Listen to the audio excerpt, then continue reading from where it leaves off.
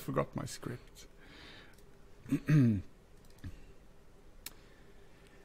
Välkommen till Vardagsprepping, en helt ideell podcast utan reklam för dig som vill stärka din beredskap och ha kul samtidigt.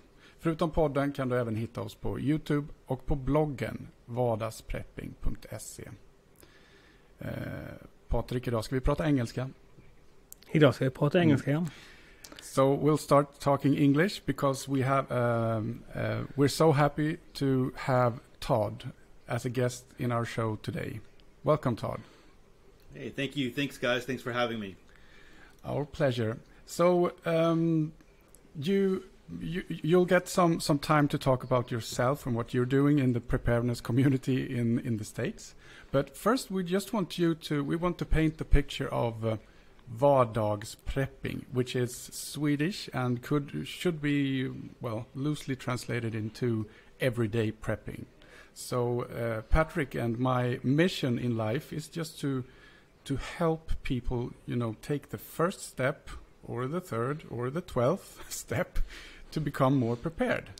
And just because what we are seeing right now in Sweden is a lot of people, they put a lot of trust into the just-in-time life with delivery of food, with always having things to buy in the shelves in the stores and stuff like that. And we've seen right now that it's not really a good idea to trust that system entirely. So, please tell us a little bit about yourself, and why did you become a prepper? First of all, I'm sorry, I'm talking too much. But Todd, you have a huge website called the Prepper website, right? Yes. Yeah, and you also do a podcast where you take an article from the website and read it and comment on it, and that podcast is called the Prepper website podcast. If any one of you Swedish people haven't listened to this, please do so now. So, Todd, tell us about yourself. All right. Well, I can tell you about my entry into preparedness, and so let's talk a little bit about that. Yeah. So I work for the public school system here in my local public school system, but I'm also a bivocational pastor. So one of the things that I do is during the Christmas break, when I have that, I kind of use that time to reset for ministry, for church, and be able to focus on what the next year might have and might hold. So I spend a lot of time in prayer and reading my Bible and getting ready for the next year. Normally, it's always, I feel a sense of peace and moving forward as they looking at a theme, something positive. But there was a year that really stuck out at me that I felt the Lord was saying, you need to help other people prepare. Well, I didn't really understand what that was. I mean, what are we preparing for? Prepare ourselves spiritually?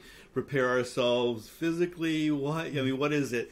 My dad, back in the day, he had bought a farm, and we had a place out in the country, and his thoughts were, if things went sideways, that we could always go up to the country, and I love that place. I wish we would have kept it, but as we got older, we started, living our lives and being teenagers and stuff, and we stopped going up there, and he wound up selling it because nobody was using it. So he always had that kind of mentality. I mean, he would have MREs, and we would go up there. We would eat MREs and different things like that.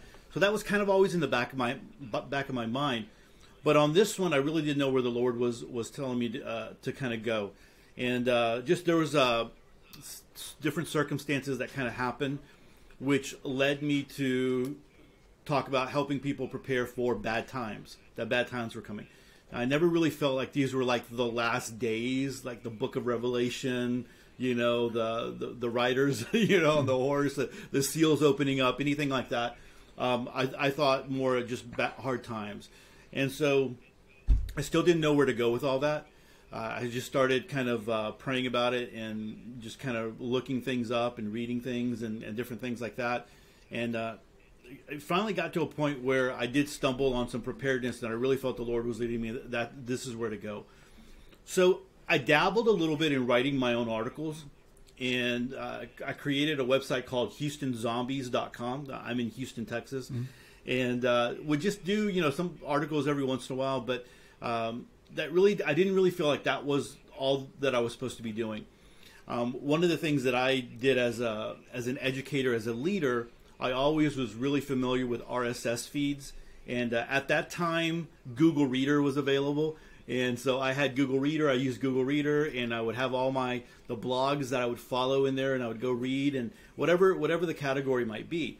So as I started stumbling on some of the prepper websites out there, the survival websites, I started adding them to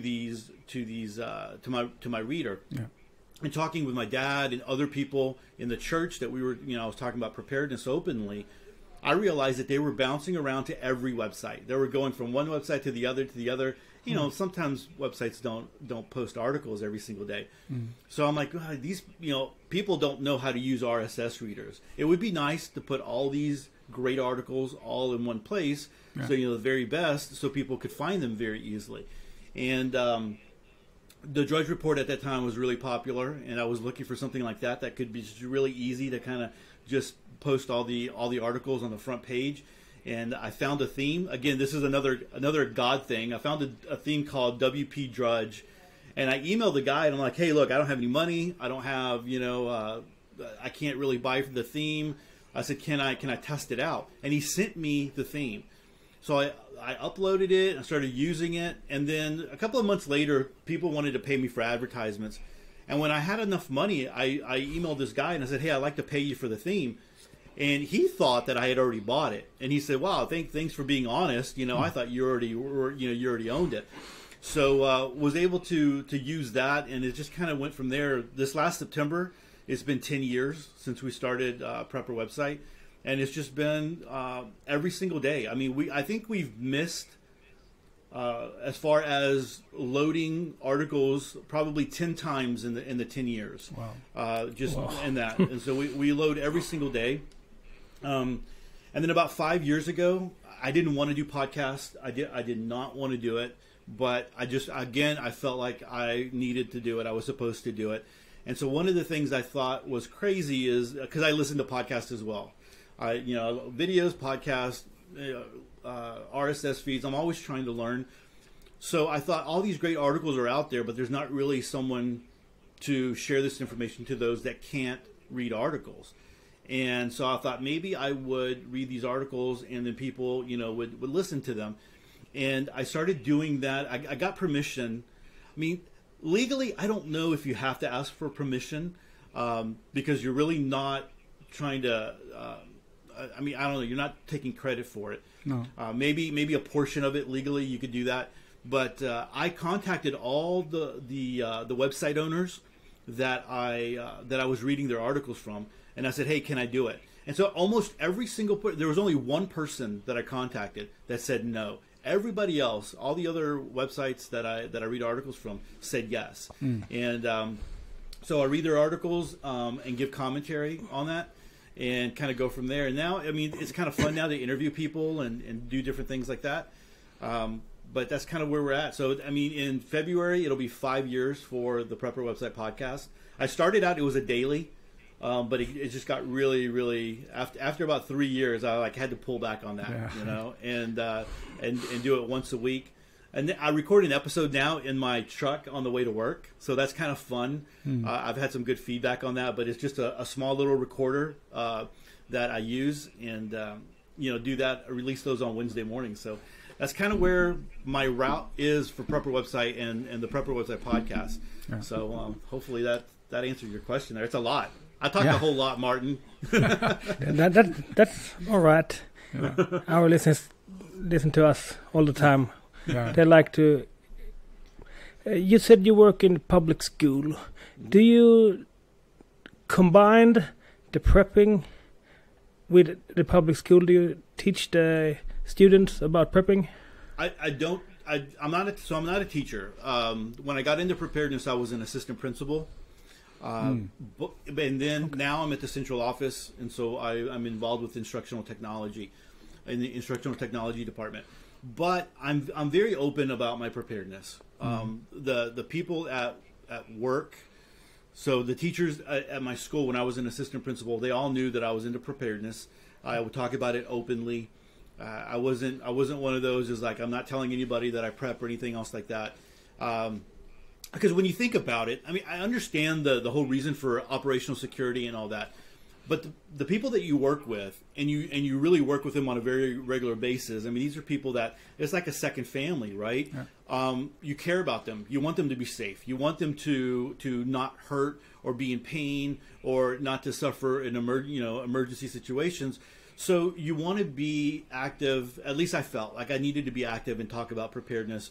And, people would joke around and say, Todd, I'm coming over to your house. And I'm like, no, no, you're not. And it's funny, like even, when we had Hurricane Harvey down here and it flooded really bad and we had the freeze and the pandemic, I mean, no one called me and said, Todd, I need to come over or anything like that, that would probably be like in a real, Walking Dead, zombies, collapse, whatever, I don't know, big old thing like that. But no one's ever done anything like that. During the when I moved into the central office, right before we had spring break, so we shut down here in Houston during spring break. So I really thought I'd been following all the things with China and COVID and all that kind of stuff for a while. I thought that we would come back from spring break and we would go maybe a couple of weeks and then they would shut down. But while we were in spring break, my wife and I, we were topping off. We were thinking about what we needed and all those different kinds of things. It was kind of like the last little push before the lockdown. And sure enough, while we were in spring break, they locked everything down. The big thing for everybody was the Houston Livestock Show and Rodeo. That's a big event here. And when that shut down, I think that kind of scared everybody. That told everybody, okay, this is real, this is legit. And so I think people that's where we really started seeing stores being kind of wiped out, kind of like when we have hurricanes. People were going and wiping out and the stores, the frozen foods, all those different kinds of things because they were starting to get a little concerned. But before we went on spring break, I called everybody in my department and I said, look, I want to talk to you and I'm weighing two things. I'm either one, I'm going to look like a weirdo to you, like a kook, or the other, I'm going to look like I want you to understand that I care about you. And so I think that this pandemic thing is probably going to take off. And if people start panicking, they're not going to be able to get the things that that you normally get at the stores. There's going to be a rush. So if I was you, I would go and stock up on hygiene items that you normally get, toilet paper, whatever. Things, those kinds of things that even if nothing happens, then you're still good. You're still going to use them. It's not going to go to waste. And then stock up on extra food. Again, buy what you're going to normally eat. If you don't eat it, if you don't need it, fine. You just don't have to go to the store as often. And we did that when we were on spring break. I texted some of my old coworkers just to let them know. And they were all appreciative. After everything happened, and they couldn't find toilet paper anymore. They couldn't find food anymore. I was getting texts from people. Thank you so much. I appreciate it. Thank you for giving us the heads up. I wouldn't have been ready if you didn't send me those text messages. So, that's kind of where I come from as far as helping other people get prepared. How long have you been a prepper, and what made you start that journey? Was that you started to talk about the cabin and your father? But did that have anything to do with that? Put it in the back of my mind because his thing was more like the last days. At some point, if things get bad in the last days, Dad was always into Bible prophecy and things like that. So that's where that came from. Again, that was in the back of my mind. But I really did not start prepping until that time when I said that I was praying and I really felt the Lord lead me into that direction. Get prepared for hard times. Help other people get prepared for hard times. And so that's probably been about 12 years ago. Yeah. Since prepper websites have been about 10 years old, that's been about 12 years because I spent about a year prepping myself, and then I spent another year writing articles and things like that, and then I got into doing prepper website. So about that time. No. Interesting. How long have you guys been prepping? Patrick, you start. You're the school book example. No, I'm not. It's a hard question. I started mentally. You started when mentally you went in school. Yes, when right? I was 15, 16, in the middle of the Cold War. But I started more when I got divorced and got the whole responsibility for my kids. That's almost 10 years ago. Mm. Yeah, we're about the same time. Mm. Yeah, and I'm the black sheep in the family because I started just a couple of years ago. But I did the same thing as you, Todd. I spent so I've been a prepper for like 3 or 4 years now. But I basically did the same thing you did because I started prepping and then I started writing about my journey into preparedness. And that's, well, basically what the blog with the same name was about in the beginning. So that's, well, and we have the same missions, same mission to make sure we're prepared and make sure others start preparing. So definitely, that's it's so important. The more people that are prepared, the better it is for those of us who are prepared. Yeah. And I think that is one of those things.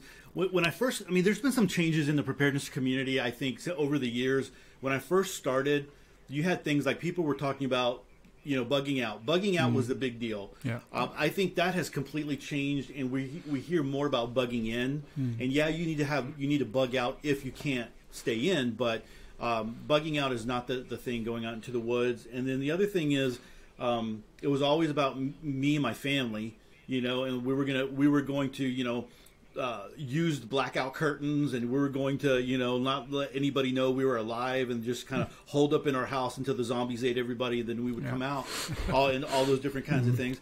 And I think that's really changed because people understand that they need community. They need more than just their family. They need to be able to survive and depend on other people. So I think that's really changed a lot in what I've seen over the years. Patrick will get his question first, but I just need to ask one more question because I'm writing down things as we go. So, do you know how many people in your state or in the United States that actually are prepared? Are there any measurements of those things? There's no statistics. There was a statistic a long time ago. It probably about 9 or 10 years ago. I can't really remember it. It was a very small percentage. I think, I really do think now that, one reason is people who prepare, they still have that mentality, is they're not going to let you know. They're not going to tell you how much they have or if they truly are prepared or whatever. So I don't think you would ever get a really good statistic on that. I do think more people are doing it now, and they might not even call themselves preppers because that has such a negative connotation with the show Doomsday Preppers and all that kind of stuff. People have a negative connotation of that. But I think a lot of people understands like, hey, bad times are coming, the shortages, all those different kinds of things. It's just smart to have things put back. It's just common sense. So I think more people are waking up to it, whether they call themselves preppers or not. But I don't think you'll ever get a good number for that. I see. All right. Last year we had another American guests, Glenn and Shelby from podcast Prepping 2.0. And we talked about differences between red states and blue states. And the red states like Texas tend to be more prepared. Do you have any input in this and why? Yeah, I don't know. So you could say that the red states are going to be more right-leaning more patriotic, I guess. I mean, someone who is left-leaning doesn't want to hear that they're not patriotic, so that would upset them. But I think the right-leaning are going to be more leaning to that, more leaning to the U.S. Constitution, more leaning to the Second Amendment, the right to bear arms, and all those good things.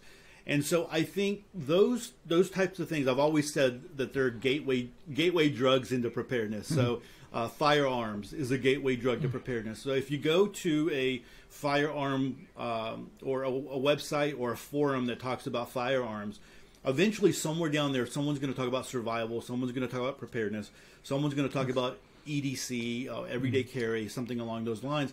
And so it kind of it has this mesh, right, where it crosses over. Same thing like with gardening.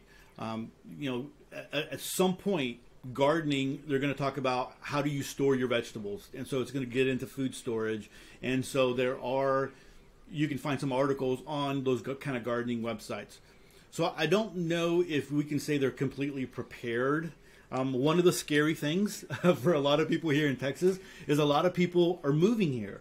A lot of people are moving, from left states, and when they come, they bring the mentality of the left, and so that's one thing that we're finding in Texas at the last election. All the big cities, so like Houston. I don't live inside of Houston; I live in the suburbs. But Houston, Dallas, San Antonio, Austin, they all went left, so they all went blue. But it was the rural parts of it, the suburbs, they all went red.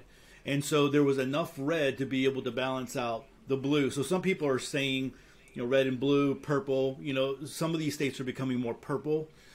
So I don't know, I think, so if we just take, for instance, the mandates and the mask wearing and COVID and all those different kinds of things right now, you have people on both sides of it. If you came to Texas from where you're at right now, you would think like there was no pandemic. There's some people, everything is open. You can go anywhere you want. Everything is open. But you can go to the grocery store, and there's going to be some people who are wearing masks and some people who are not.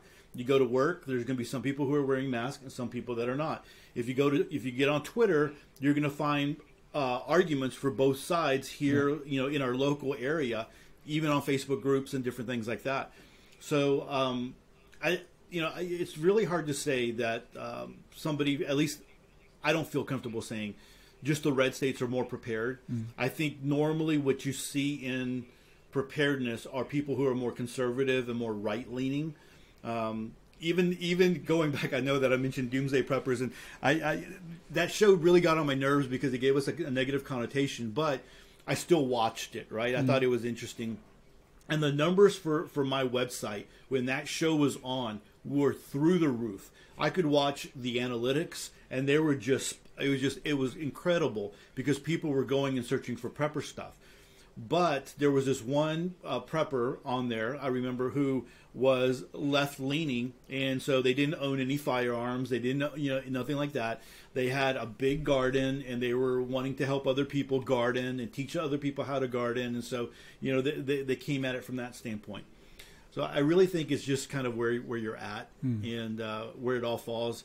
I think you can make the assumption that more right-leaning people are going to be better prepared just because that mentality. That's what I've seen throughout my years in running Prepper website. I'll tell you one thing. So when I have a newsletter that goes out Saturdays, it's called the Saturday Prep, and I put different articles and different kinds of things in there, and it goes out Saturday morning, and you can read it while you drink your coffee, that kind of thing. Every time I put a kind of like a right-leaning article in there that's political, I try to stay away from a lot of politics, but if there's something in there, I always get feedback like I'm unsubscribing because your politics are bad, and whatever, and so that's that happens every once in a while, but not a whole lot. But I can tell when that happens, that's somebody who just doesn't lean right. Yeah. So.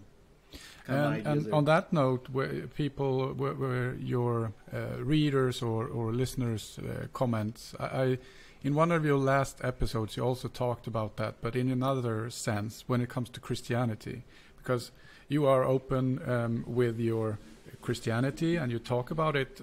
I wouldn't say much, but it's obvious that and you said so in the beginning, that it has something to do with you becoming a prepper as well. But what I really like from that episode is that you also said that you totally respect people who are not religious or not Christian.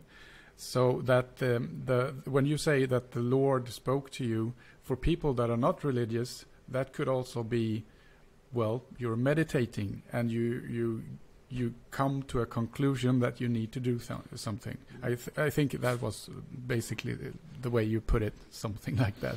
But I think that's really good. But can you see any similarities between prepping and Christianity?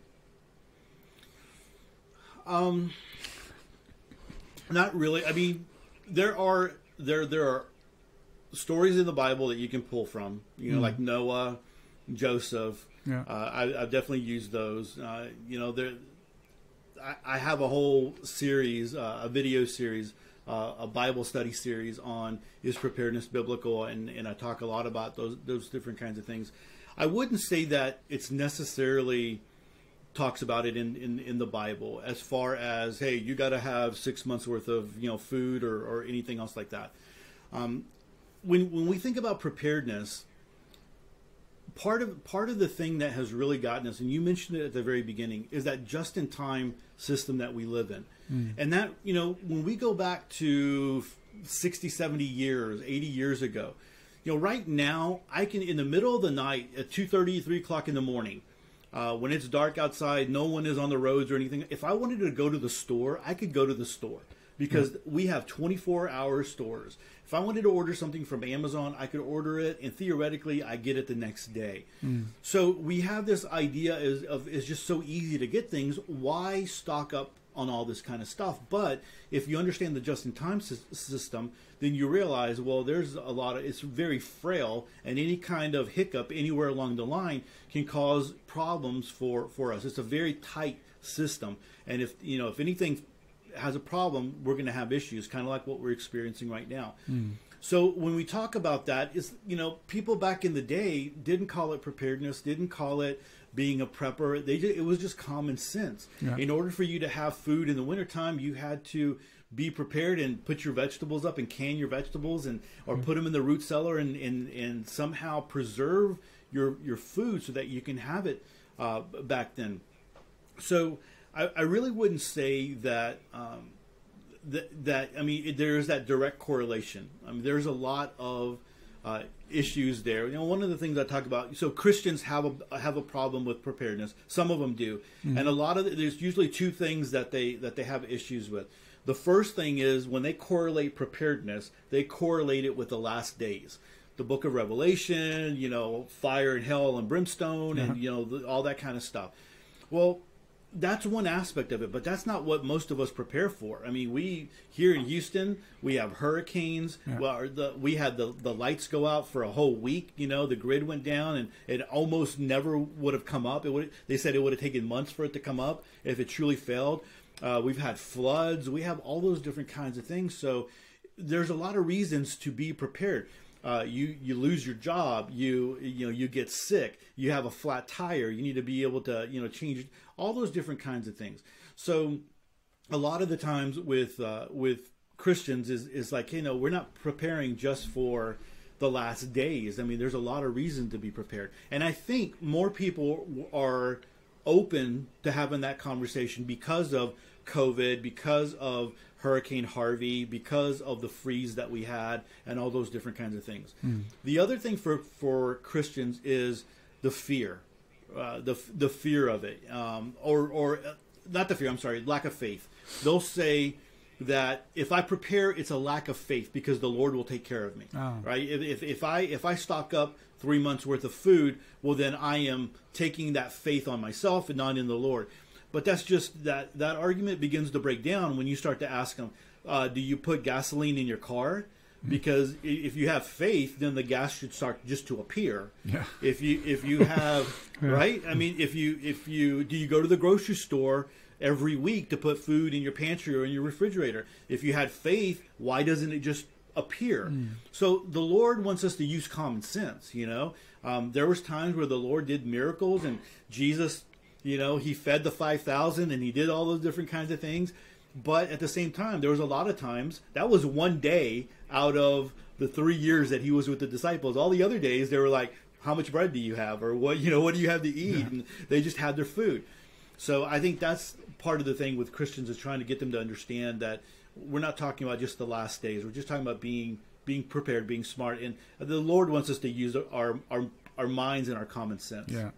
And God is not just in time. If you read the Bible, you know that for him to interact, it takes a certain degree of despair before he would act. So it's just not like, I need gas in my car, please. Yeah. It's God's timing. Yeah. He's never late, but it is his timing. Sometimes we think, like, God, what's the matter? What are you doing? Why are you waiting? And God's like, I know what I'm doing. Don't worry about it.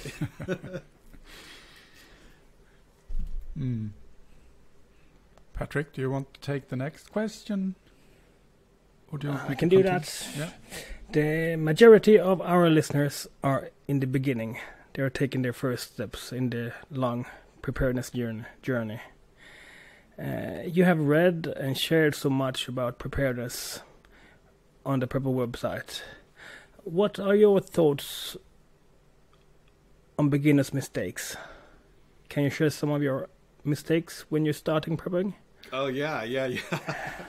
The biggest mistake is reading dystopian novels, fictional books about, collapse, right? Mm-hmm. So I think that really gets you in a frame like it's happening right now, especially. So one of my friends in the preparedness community, Mark Goodwin, has written some really good books, and some of those seem to be like really correlating with what is happening in real life. So I remember back when Antifa was a big deal and we were seeing those protests, his books kind of included that. I mean, it wasn't Antifa, it was another group, but still. And so you start reading those things and you're like, man, this kind of feels like real life almost. So the big issue here, and one of the mistakes is prepping from fear. And that was my thing at the very beginning. I remember so I'm reading all these books and these dystopian novels because I'm trying to learn. Because some of the books have different things and ideas and skills, and you can learn from those as well as be entertained. But at the same time, I mean, you're getting all this stuff into your mind. And so I remember going to the grocery store, and thank goodness I had a list of what I needed. Because I was going and I'm like, oh my gosh, what do I need? I mean, I needed this for preparedness. I need this for preparedness. I need this. Then instead of going with my list to be able to get groceries for the rest of the week. Now, that was like 11, 12 years ago, And so like that was that fear aspect of it. I remember I read a lot. I read a couple of EMP books back to back, right? So like 1 Second After, Lights Out. And so I read those back to back, and I remember going to work. It was at the very beginning. I read those during the summertime, and I went back to work when I was an assistant principal. And I'm kind of I was walking down the hall. I remember I was walking down the hall, and I'm looking at all the activity that was going to get ready for the school year. And I was like, what would happen if there was an EMP and I was at work, and we had all these kids here. These people are clueless of what that would mean. There's so many people here and have no idea of how fragile our world is.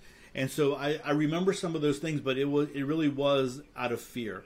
So I would say you don't want to prep from fear because you make mistakes. You'll buy things you don't need. You'll do things that really don't pay off for you. So I think one of the biggest things and the biggest recommendations is to plan. Yeah. Have a plan. Start with a plan. If I could tell any new prepper or get them started correctly, it would be with a plan. What are you preparing for? Some people might be preparing for but the end of the day, end of days or whatever. Other people are like, hey, I live in hurricane, on the coast, and so we get hurricanes, or we have cold, blizzards and stuff like that. And just recently, last week, we had people stranded on I-90 because it snowed so much and people couldn't pass through, and people's cars ran out of gas and they didn't have food and they weren't prepared for the cold, and people were freezing and all these different kinds of things. What are you preparing for? And then kind of go from there. That's really the big my big push there. That's where I would get people to start and to learn. You want to be careful, because when you get into preparedness, you can spend so much time in front of the computer, so much time like listening to podcasts, watching videos. I mean, every waking moment doing that, and you're not living. You're not, you're neglecting your family, you're neglecting your health, you're neglecting whatever else that it is out there. So have a plan, not only to get prepared, but have a plan to learn as well. So if that's like 30 minutes at night when you come home from work or whatever it might be, set a time of learning so that you can get those skills and you can learn what you need to do. Imagine what you could do if you had an hour or 30 minutes of focused learning on preparedness skills, and you kind of stopped there and you didn't overload your mind on all the things that were out there. That's great. Start small. That's what we always talk about. Start small and increase after that. Definitely. Yep. Yeah. So we usually, I call it we torment our guests, but we want our guests to think about their own preparedness. So we have this scale where we would like you to do a self-assessment? No? Yep. Yeah.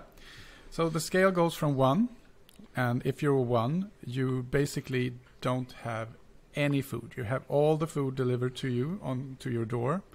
You might have a 6-pack of beers in your fridge.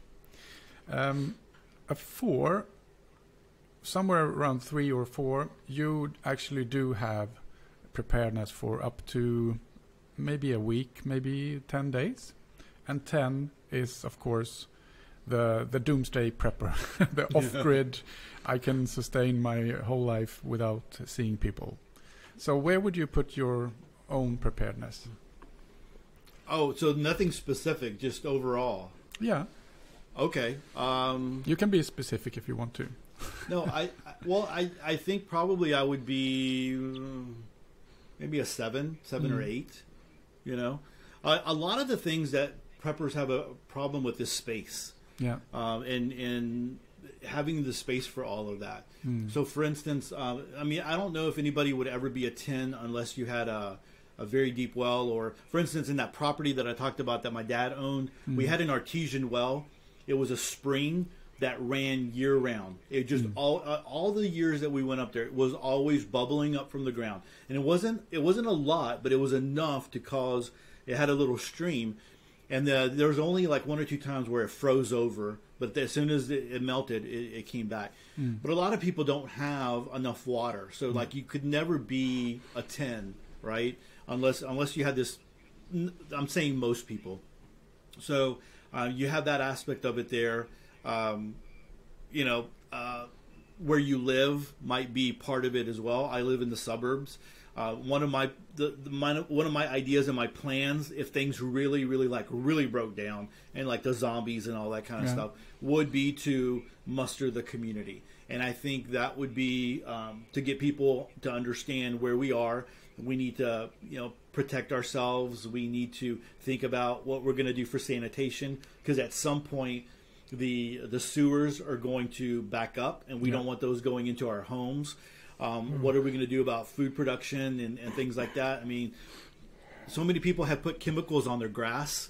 Out here in the suburbs, everyone wants that nice little manicured lawn, and they want it, to look nice and all that landscaped and all that kind of stuff. All that stuff would go away. But it would be getting people together and finding out who has skills, who has the ability to do, the different things that need to be done, and kind of moving from there. So that's kind of my idea there because right now we don't have a place that we would go to as far as property that we own. Yeah, so I think I would be a 7 or 8. Yeah, and I totally agree with you. Someone who says they're alone and they're a 10, they're basically lying, because you need more people than yourselves to be a 10. You need your own prepping community or your friends that are prepared. So yeah. All right, Patrick, do you want to take the last official question? Yes, we talked about a little about the just-in-time system and the supply chain. Has the disruption in the supply chain affected you? If so, in what way? So yeah, I mean, I think it's affecting in a lot of different ways. Let me talk about work. So at work, I'm involved with instructional technology. One of the, that is dealing with because of the pandemic and everything. Our students went one-to-one with Chromebooks, and it has affected the ability to get in technology or equipment to be able to help serve that. And so that was one of the things that we experienced there, and we understand that, and it's trying to get other people to understand where in the past maybe a campus has said, hey, this broke down, I need a replacement. And in the past it'd be okay, it'll be a week before we get it. Now it's months, right? It's not affected me as far as being able to get food and things like that. However, I go to the grocery store. One of the things that I do is I go to the grocery store early in the morning when it opens up. So we have some that are 24 hours, but the one that I go to is a really big, kind of like a superstore that opens up at 6 o'clock in the morning.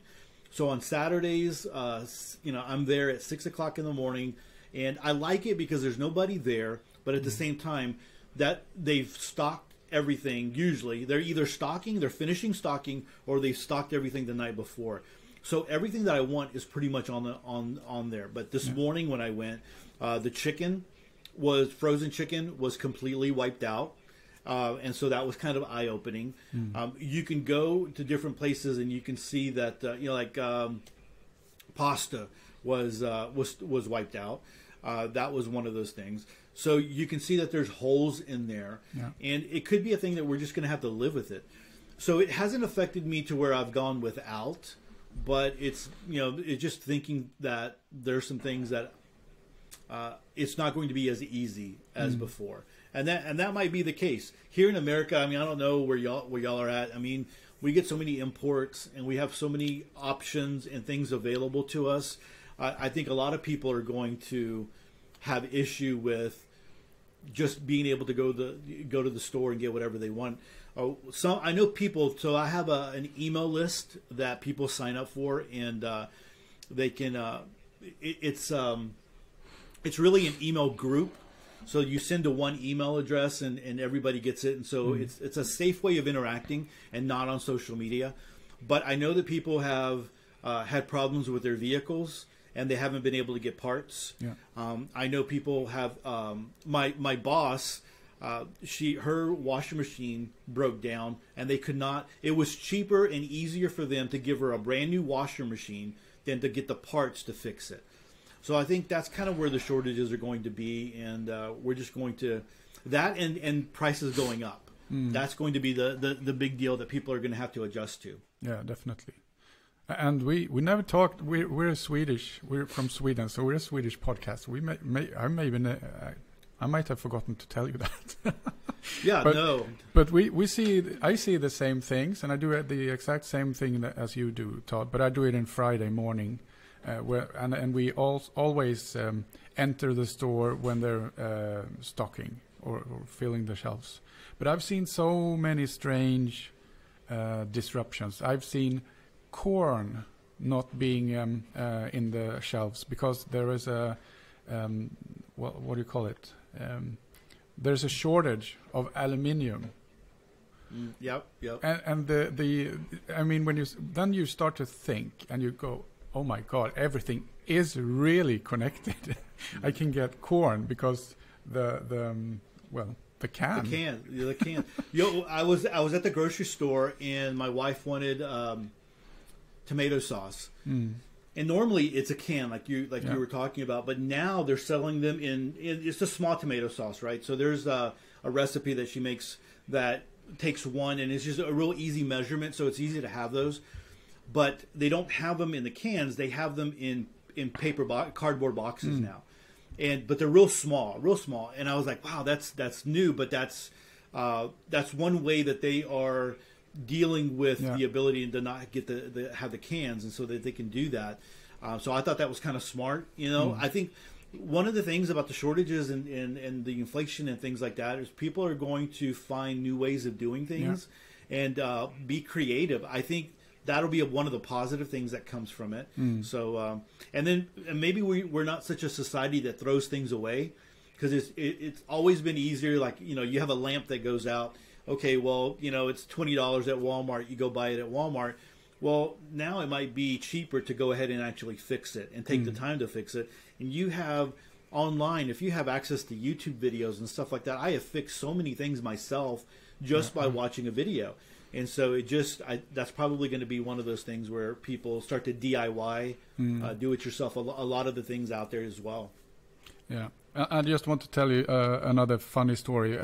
My coworker, he got a new company car, but he had to wait so long for that company car, and finally it arrived with a note that said, "Hey, these small elements of your interior, they're not working because we haven't got the components for them." So they basically plugged the things that weren't able. So he needs to go back into his to service in 2 months so they can actually put them in. But that's also a way of fixing it. Instead of him not having a car, they actually, here's half a car. Yeah. Well, and there are chipsets that I know.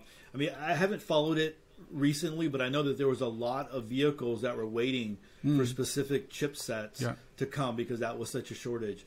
So it's going to be one of those things that's crazy, and we're going to continue hearing about it, and it makes it even more reason to be prepared, and the things that you can do now to mitigate some of those issues you might have later on. And just to our listeners, look at this now and see when the problem started, and then kind of keep track of how long it takes to fix it, because this will take years. I think people don't understand the complexity of everything.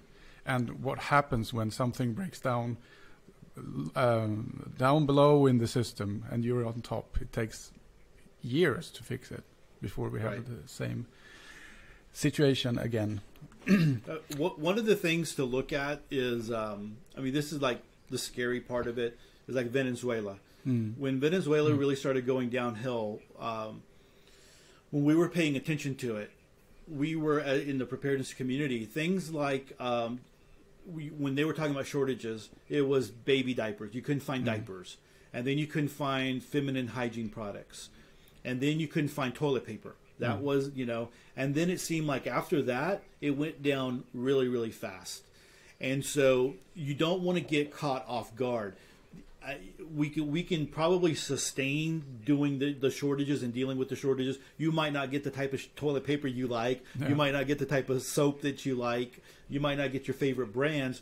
You just have to deal with it. But at the same time, if things get worse and our world is so fragile, and who knows, wars and nations posturing and the economy and the Great Reset and all the different things that are out there, it could continue making things go, get worse and worse and worse, and you just want to be prepared for that. Yeah. All right, we've come to the end of the road concerning our questions. Do you have anything else you want to talk about, Todd?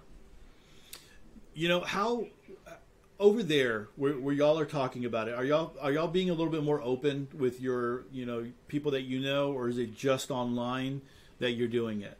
How is that working for you guys? And what is the response to people from people?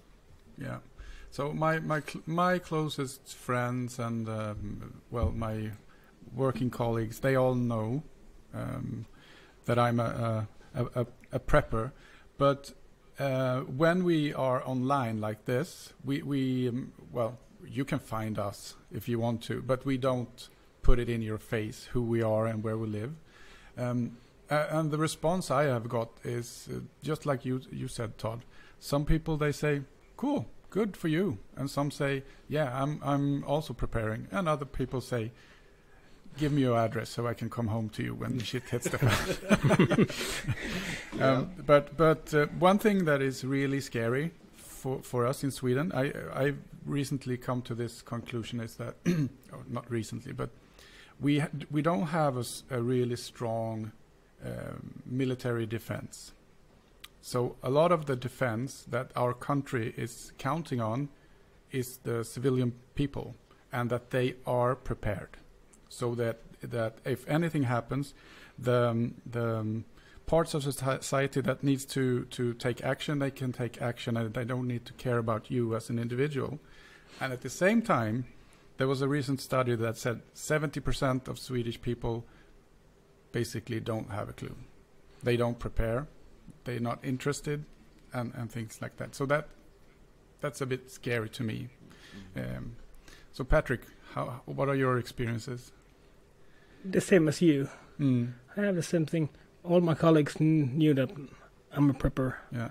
I've educated them in school. And all my students knew that I'm a prepper. Yeah. And my family and friends. But that's a good thing, because Patrick, he puts prepping into his students as well during a class. So they actually learn about preparedness. That's great. So I had a friend, his name is Todd as well. He runs Survival Sherpa, and he's more of a bushcrafter. And he was a teacher as well. I think he might have retired already. Right now he's been building log cabins. I've been kind of following him. He's building a log cabin. And what he would do, he would take students, and these are students out in, in the city, urbanized, and teach them how to build fire, with, using, rubbing sticks and doing all that, right? I mean, it was great. And to see, and he would show videos every once in a while, and to show the kids how excited they were when they were able to get an ember and put it into their little nest, and they were able to start a fire.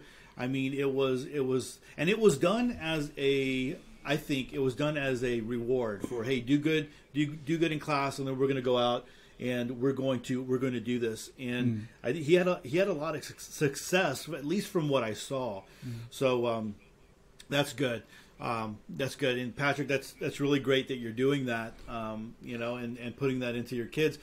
My campus had a garden, and it was really important for me to, there was times where they would talk about, do we need to do away with the garden because we pay someone to, the kids go out there in third grade and they teach them, some kind of lesson, and then they actually get into the dirt, they pull carrots up and different things. And then they have at some point they'll have like a salad. Everybody eats a salad. And my thing was, we need to help these kids understand where vegetables come from. Kids think vegetables come from the grocery store. We need to help them to understand how long it takes. And so we were able to do that. And I was able to talk to parents into continuing to fund that. So I think that's a big deal. I wish we could do that more and more and more.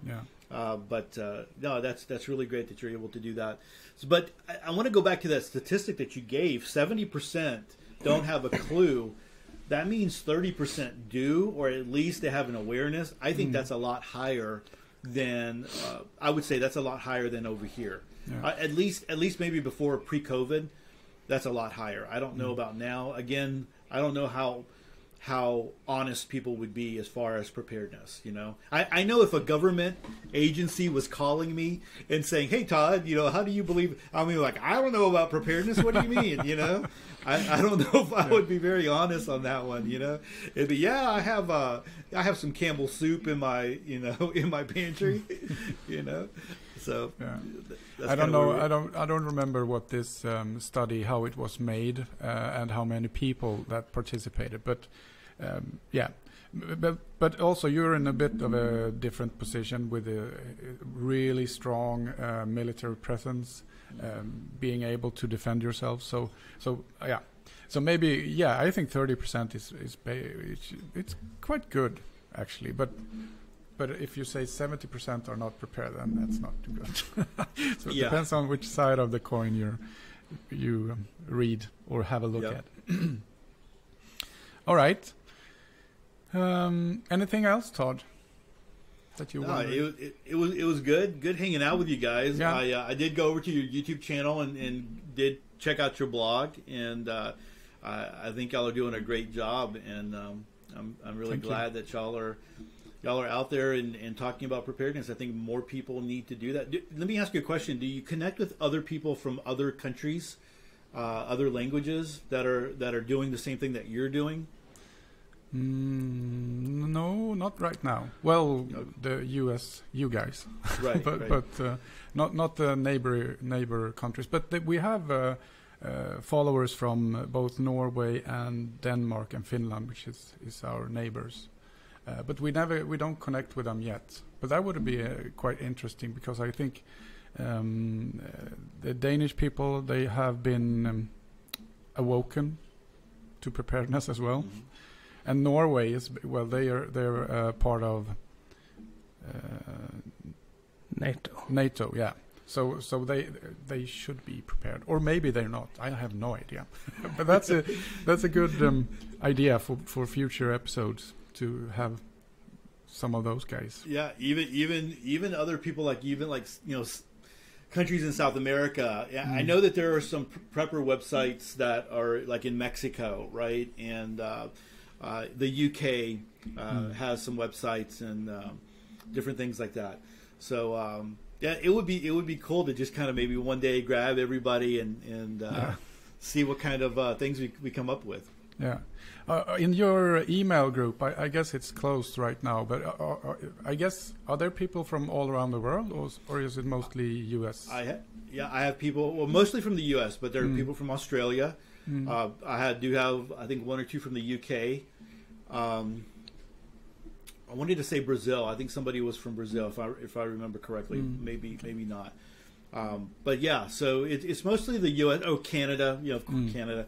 But for the most part, it's mostly people from the U.S. But it is fun, because we do an online meetup every other Tuesday night, and so people from Australia can connect, and so it's really cool to be able to connect with them and to hear what's going on over there, and to get their insights and how they're dealing with it. So. Yeah.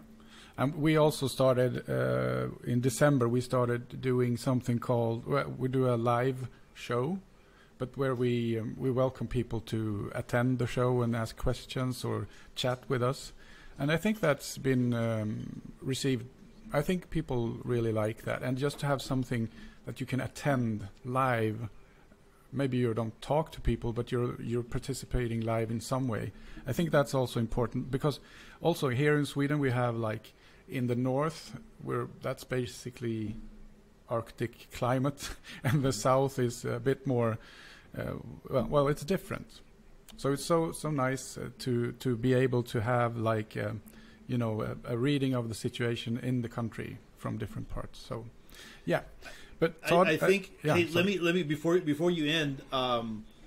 Fernando Aguirre. I don't know if you're familiar with him. The modern survivalist. He has a pretty big YouTube channel.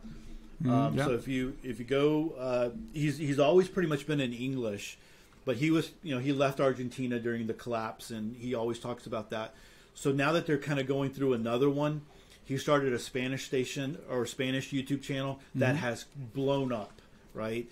And so I think that's always a big need, to be able to have that. So I just want to encourage you to continue doing that, because there are people in, speaking your language that you can reach that will, as things continue to get worse, they're going to be, coming and looking for things. So I think it just needs to be done over, by everybody in every people group everywhere. Yeah, I agree totally.